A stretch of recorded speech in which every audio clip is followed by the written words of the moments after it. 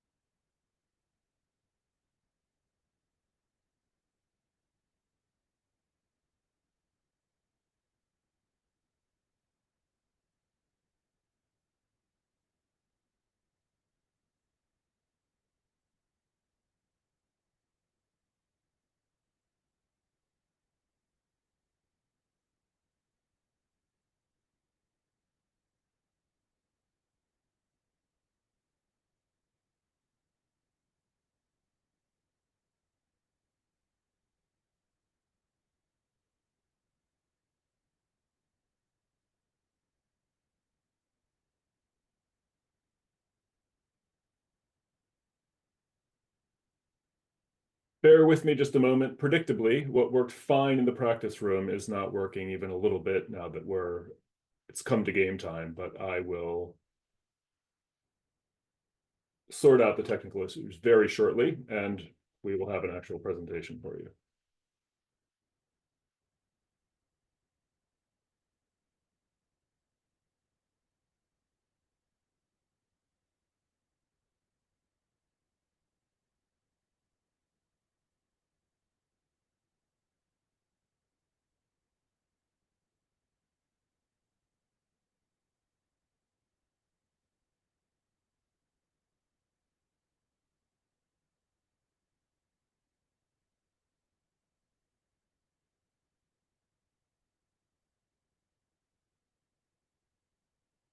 All right, there we go. I believe you should now be able to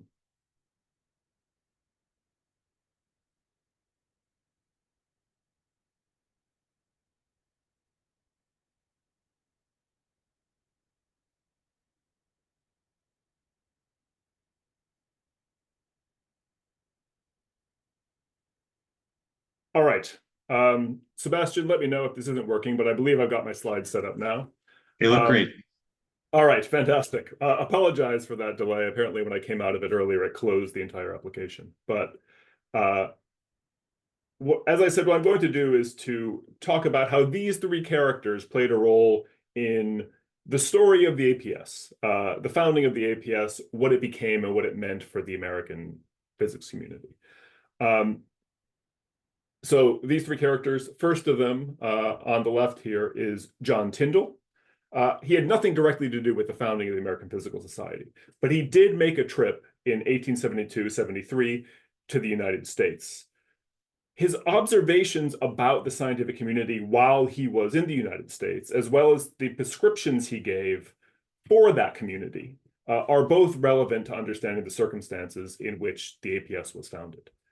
I'll discuss the founding of the society itself through the person in the middle. This is, of course, Henry Rowland, who did more than anyone else to provide an intellectual foundation for the society and for American physics as a whole, one that aligned very well with the vision that Tyndall had advocated for science in America about a quarter of a century earlier. And then I'll turn to the way that the physics community evolved in the early decades of the 20th century and how the APS changed with it, or didn't in some cases. That moment is illustrated here with John Torrance Tate, who was based at the University of Minnesota and was editor of the Physical Review during its crucial transition into a leading journal of really the international American physics community. So that's the overview.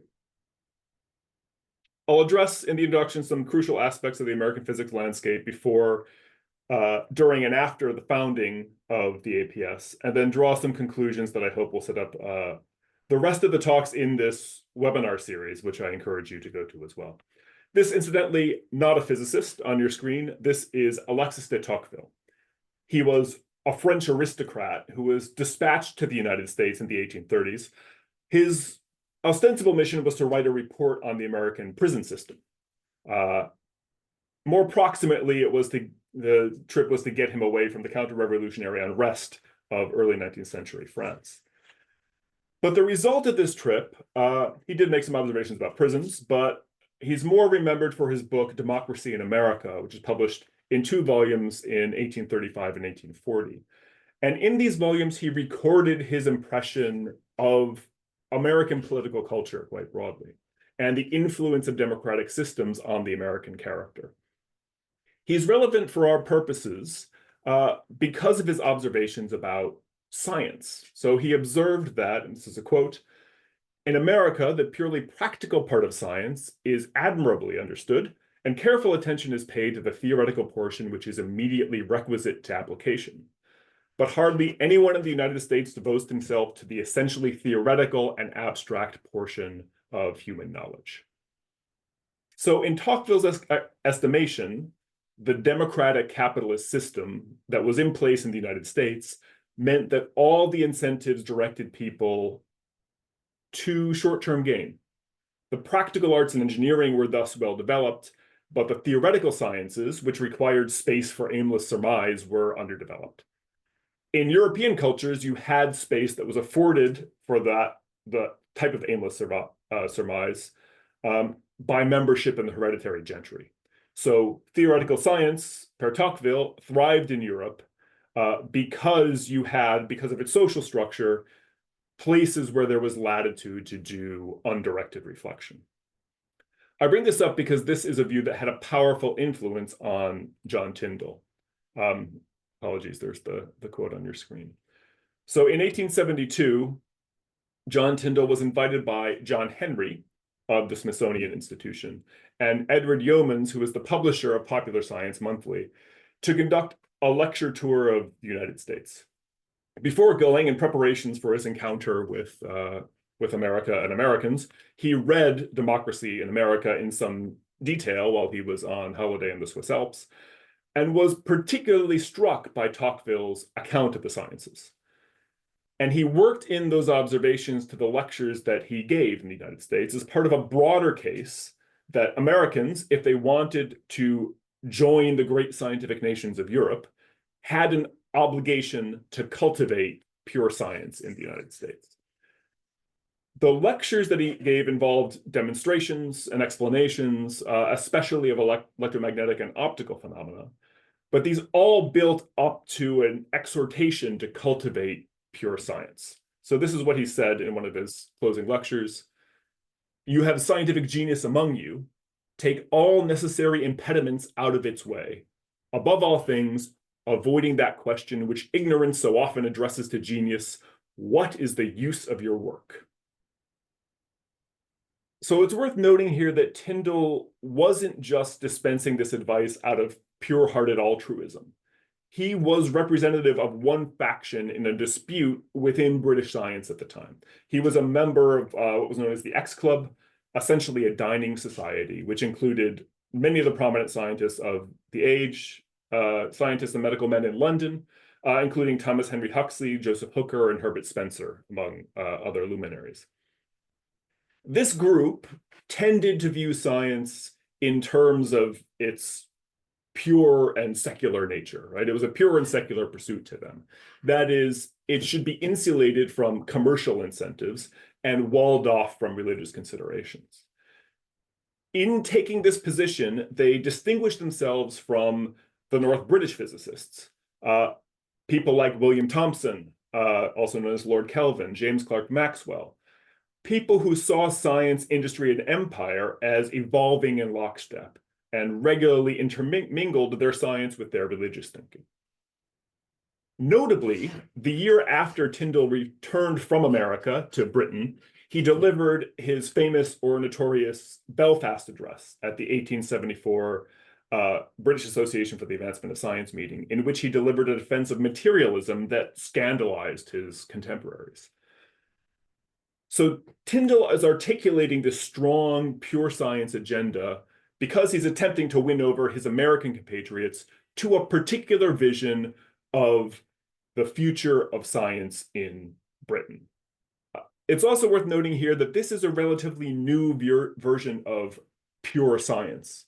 If you see that Tyndall is articulating and the X Club is articulating, if you see people talking about pure science before this, they tend to be people like William Whewell, who thinks about pure science as akin to mathematics. It's pure because it's entirely deductive, because you don't need to refer to the world in order to advance it. So he's contrasting the pure with the inductive sciences. This use of pure that's pioneered by the X Club, where pureness is in the heart of the investigator, is a substantially novel way of thinking about what that term means.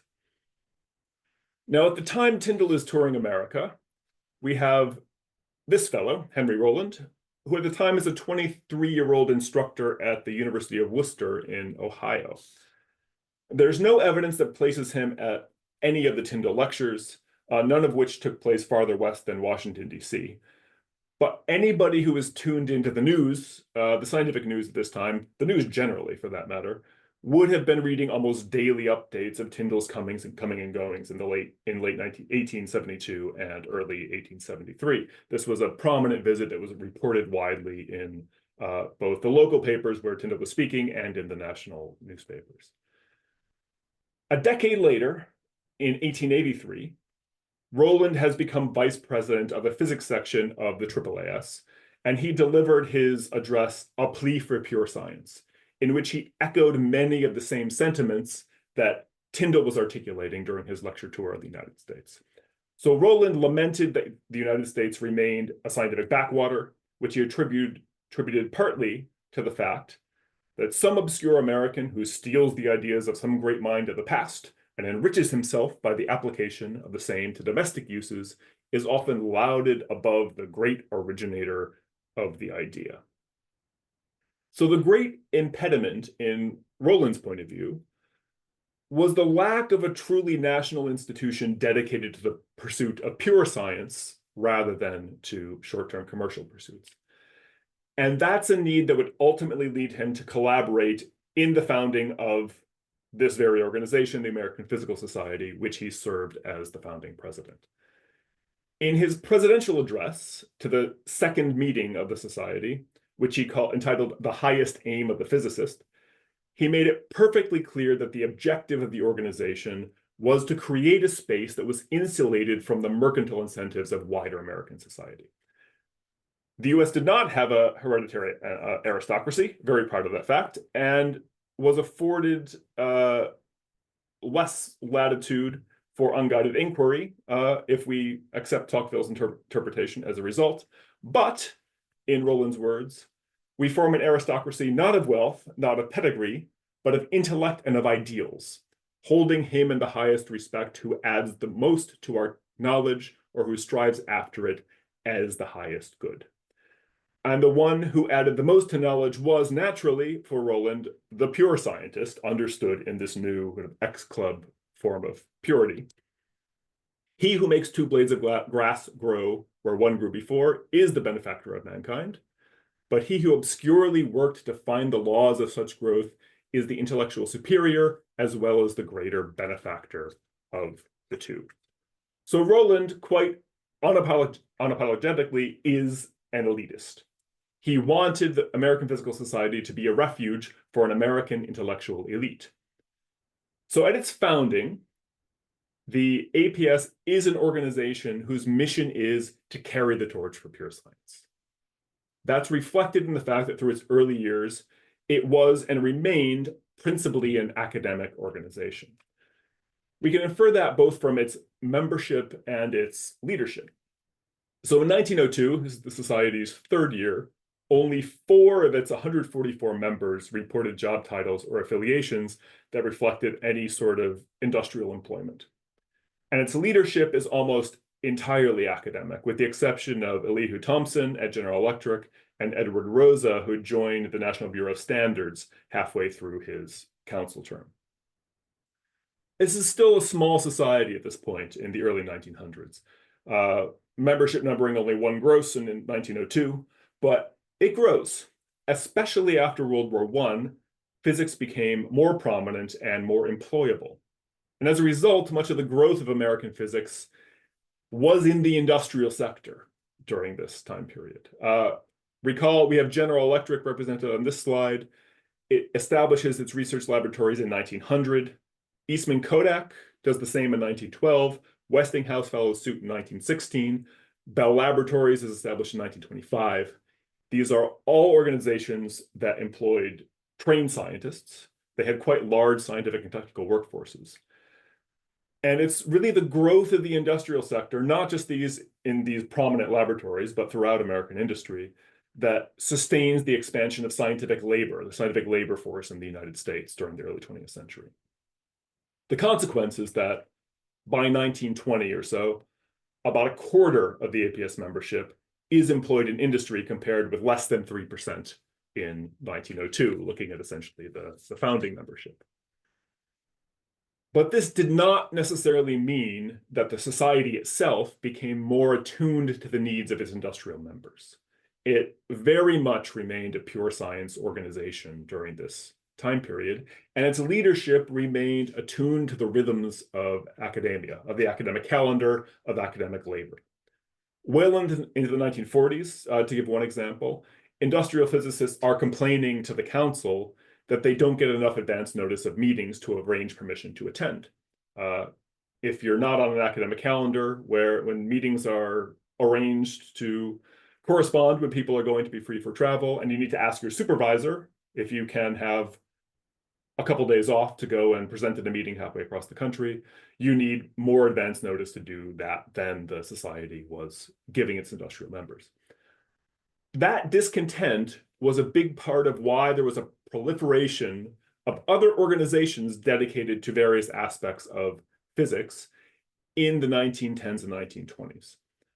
These organizations were more solicitous to the needs of applied physics. So after the APS in 1899, we get the Optical Society of America, founded in 1916, the Acoustical Society of America, founded in 1929, and in the same year also the Society of Rheology. These are all organizations that also establish journals, they host their own annual meetings, and they are more explicitly open to applied and industrial physicists in their membership and organizing the needs of their society around their interests than was the APS and the Physical Review. So let me turn to the Physical Review.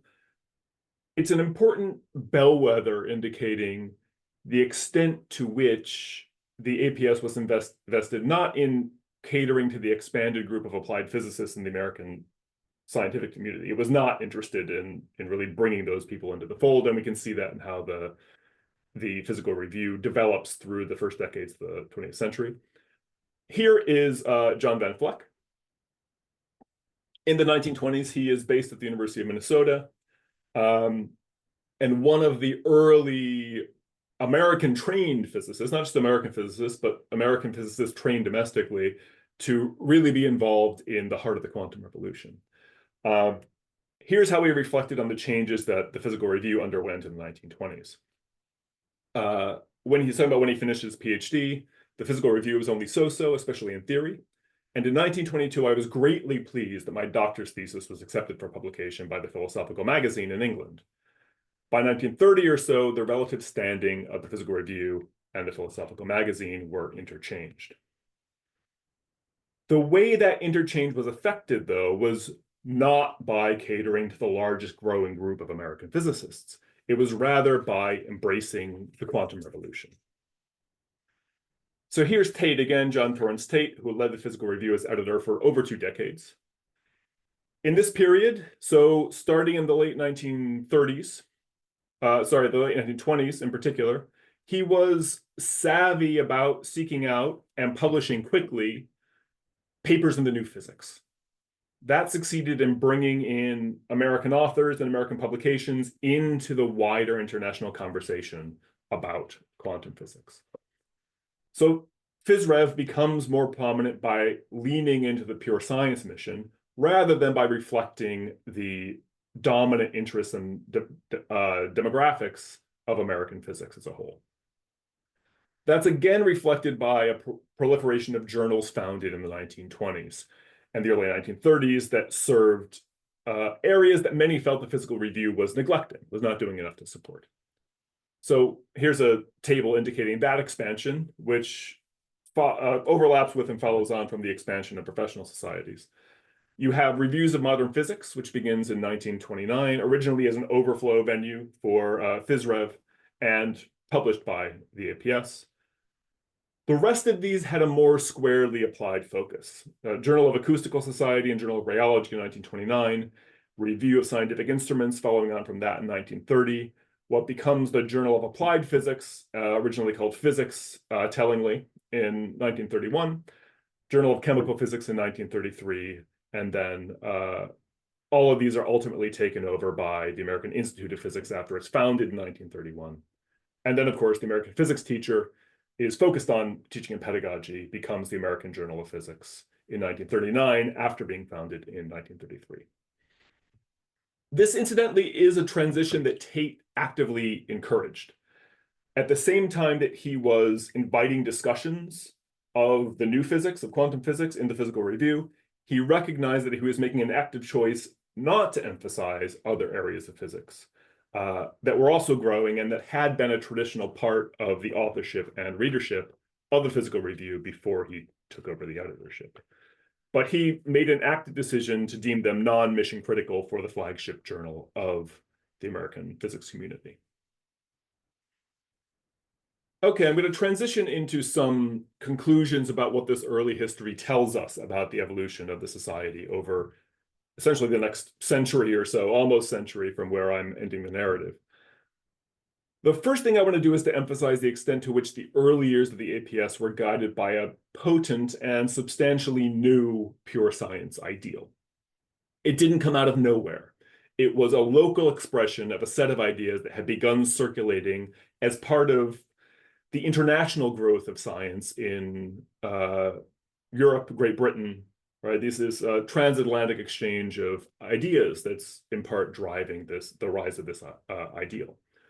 When the pure science ideal came to America, it was linked with the assumption that, due to the practical mindset at the heart of Yankee ingenuity, spaces for pure science understood as investigations that were unresponsive to immediate societal needs would have to be actively cultivated and vigorously defended.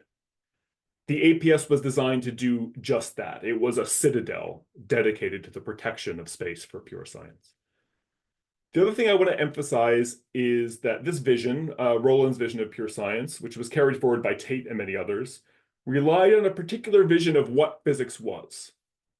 That idea, I think, is nicely illustrated by this image on the final slide, which is drawn by a physicist named Byrne Porter, who's a fascinating character if you haven't encountered him before. He was a PhD student in physics at Brown, when World War II broke out, and he was recruited into the Manhattan Project, working first at Princeton and then at Oak Ridge.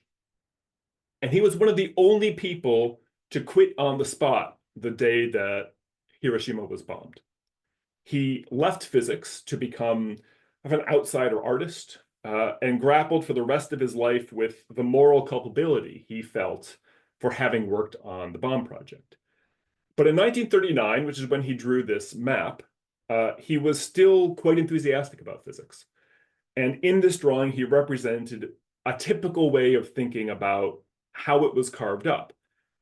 That is to say, it's carved up into phenomena, right? These are phenomenological categories that are characterizing the different parts of physics. You have sound and electricity and magnetism and light, and they're linked together by these rivers of mechanical and electromagnetic energy, which ultimately unite and flow into the future of research down on the bottom right of the map.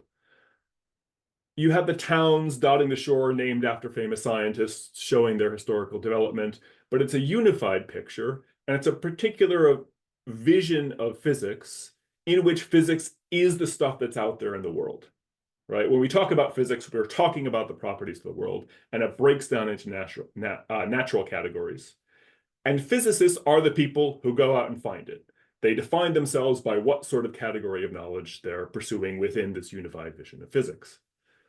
It's the sort of vision that an acolyte of pure science would have had in mind. A physicist is a physicist by virtue of the object of their pursuit, by having certain intrinsic features of the natural world as their objective. But that's not necessarily how other physicists, particularly those with applied interests or those working in industry, would necessarily have understood it.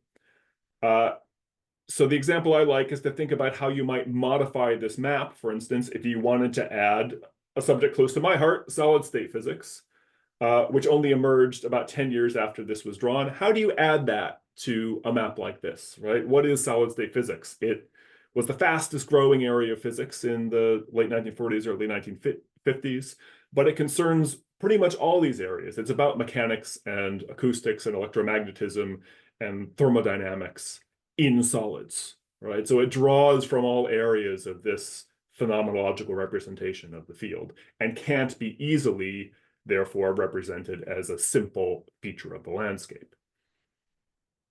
So it doesn't make sense as a category in this scheme, in this way of thinking about carving up the discipline, since the only thing holding it together is that all these phenomena happen to occur in solids. So those physicists who felt that way about their enterprise, who didn't feel as though the way of carving up physics according to a pure science ideal fit with their identity, continued to feel as though the APS was not addressing their needs well into the second half of the 20th century, especially as it maintained the view of what physics was and who a physicist was that presumed an image very much like this one. That is what ultimately set the stage for the mid-century dynamics that reshaped the society, which, if you come to some of these future talks, my colleague Andy Zangwill will be discussing. But I will stop my narrative in the early part of the 20th century and say thank you and open it up for questions and discussion with the audience.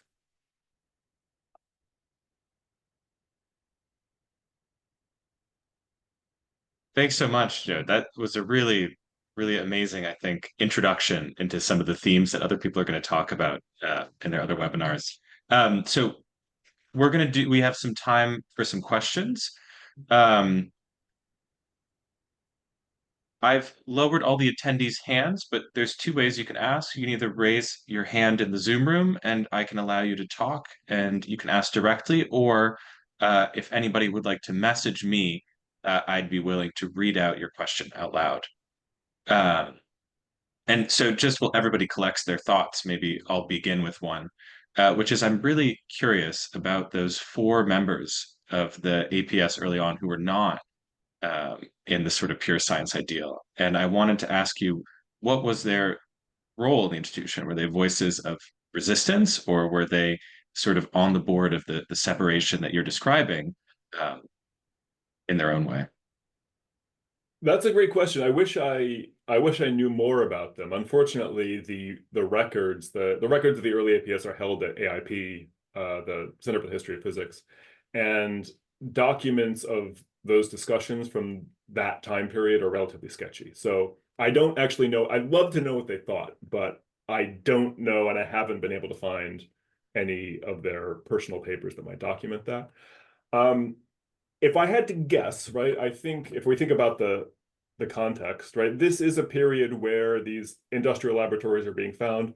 Early GE physicists, I think, have this idea that actually you can pursue uh, basic research of a kind. They were calling it basic research. You can pursue pure science of a kind within an industrial context. It's useful to have a part of the industrial laboratory that's dedicated to that long-term blue skies type of research because it will pay off in the long term.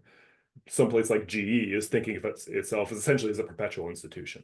It's not thinking of itself as a short-term business interest.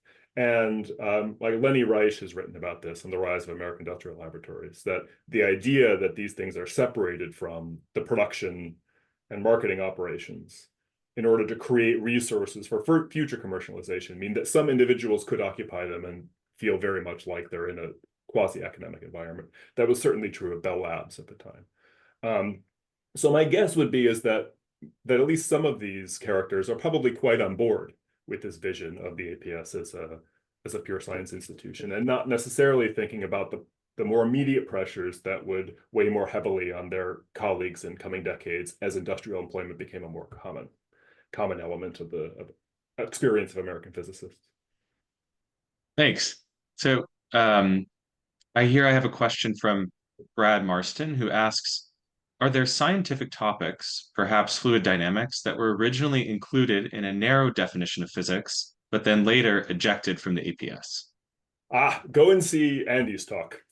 um, so I think ejected is perhaps too strong of a word, but when Andy Zangwill speaks, his title of his talk is "That's Not Physics," and it's very much right. It's about these questions of where and how do people draw that boundary and why.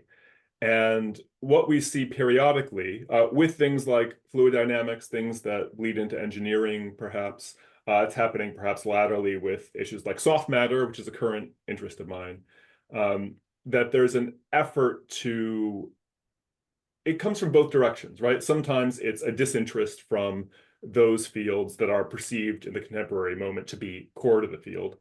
Sometimes it's an effort by people working in these fields of physics who realize, we have this intellectual affinity with these other areas, and perhaps we're not feeling the love from the core community and are drawn into collaborations that sort of further reinforce that perception of there not being physics. But I don't want to tip too much what Andy will speak about on November 4th. So I encourage you to come see that talk as well. But absolutely, I think what the question highlights is that this boundary is, as recognition has dawned, that it's not necessarily part of the world, right? There's not a fact of nature about what physics is. That means that we have a boundary that can be reinterpreted and renegotiated according to contemporary pressures and needs. And that's what we see happening throughout the 20th century.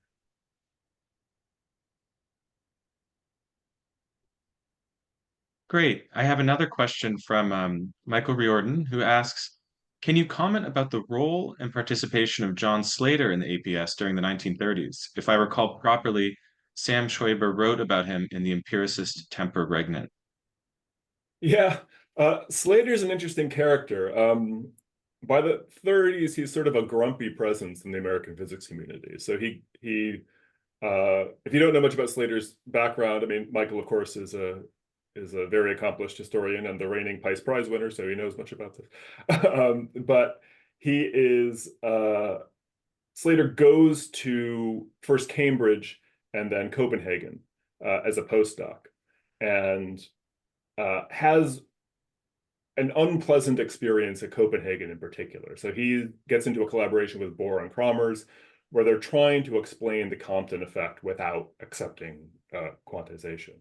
And Slater feels as though he has an idea that is appropriated and reinterpreted within the philosophical program that Bohr has that he doesn't necessarily buy into.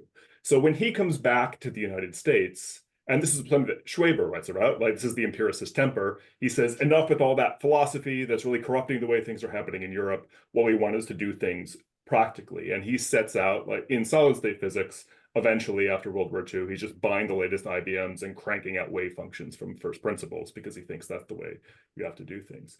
So I think Slater's role in this is partly to sort of bring back this slightly grumpy view of what European physics is and to reinforce an idea of what it means to be an American physicist that tries to contrast to some extent what's happening in Europe. So this is an evolution away from, to some extent, away from Roland's idea of we need to emulate Europe to, yes, we want a place for pure science, but we want to do it in this particularly practical, with these practical American sensibilities.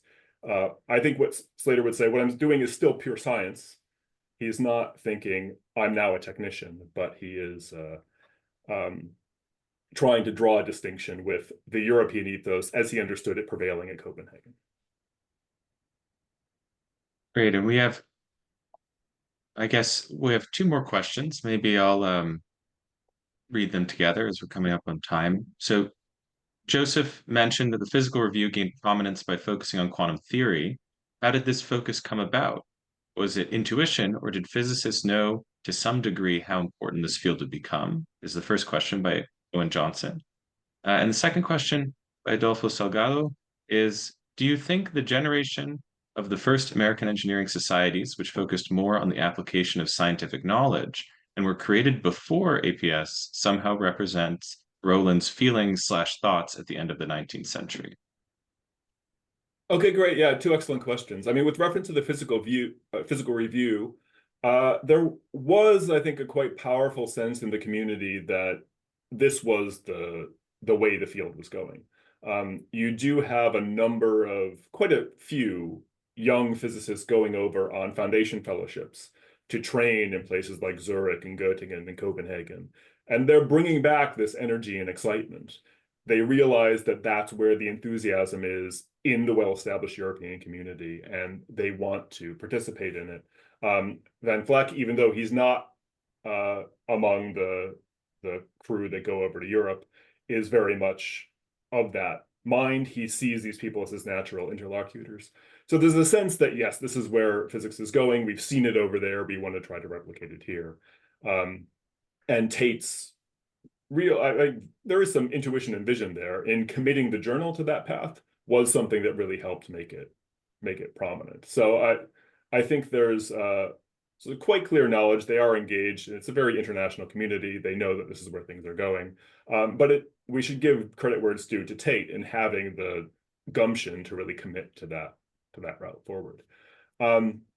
As for the question about engineering societies, yeah, I think this can be embedded in a larger story about the relationship between science and engineering in the United States. The work of Ronald Klein is something to look at about this relationship among my historical colleagues, who writes very well about the way that relationship evolved around the turn of the 20th century. But yeah, Roland is looking out and saying, yeah, engineering is well supported, applied science is very well valued. There's a lot of social approbation behind these activities. There's some institutionalization that's happening that's serving them well. We want to do that, but we want to go in a different direction. We want to carve out a space for something quite different. So I think the idea of Roland is being reactive to things that are happening in the United States, as well as importing ideas from Europe, is certainly spot on.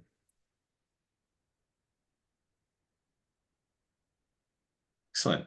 I think, as far as I can see, we're at the end of our questions. If anybody has the last one, we can try to slip it in. But otherwise, so yeah, we have one more from Daniela Monaldi with a hand raised, so I'll allow her to talk. Go ahead, Daniela. Oh, hi. Thank you very much. And thank you, Joe, for an excellent talk.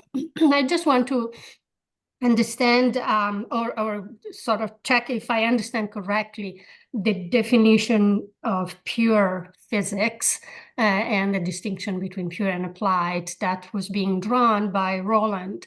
It sounds as if it's more on the side of Vannevar Bush's basic research than on, an older ideal of, pursuit of knowledge for knowledge's sake, because knowledge is valuable on its own.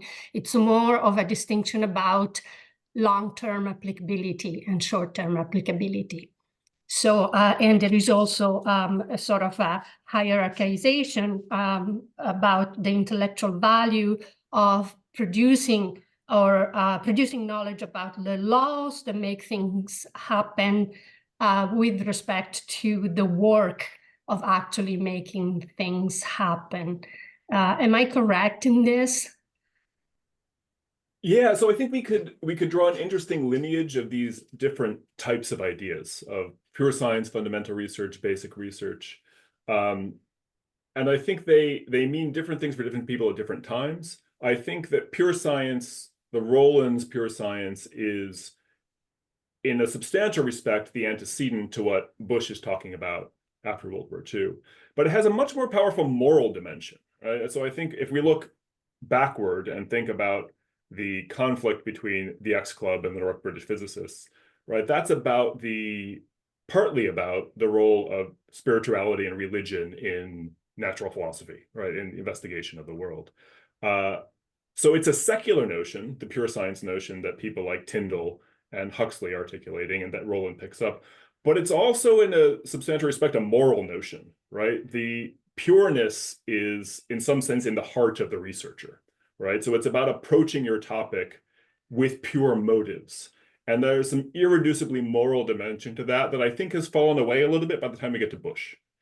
By the time we get to Bush after World War II, I think that notion is this practical question that you pointed out about, all right, we think this is going to be useful, but on what time scale? And that's what we're using partly to delineate between what's pure and what's applied. What's basic in Bush's language and what's applied. Because if it's basic, you're not doing it in a way that's oriented toward the applications, even though you expect some of them to come out eventually. So I think that there's probably a lot more to say about the long history of these different ideas and how they evolve, but those are some of the distinctions I draw between the way they're used in these different contexts.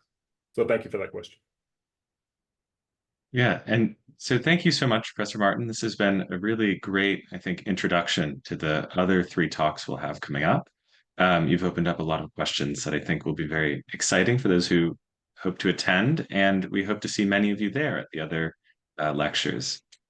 So thank you very much, and I hope everybody has a good rest of their day. Thanks very much, Sebastian. Thanks for the discussion, and thanks for coming, everybody. I hope you do have a chance to attend the other speakers' talks. All right. Bye-bye. Bye.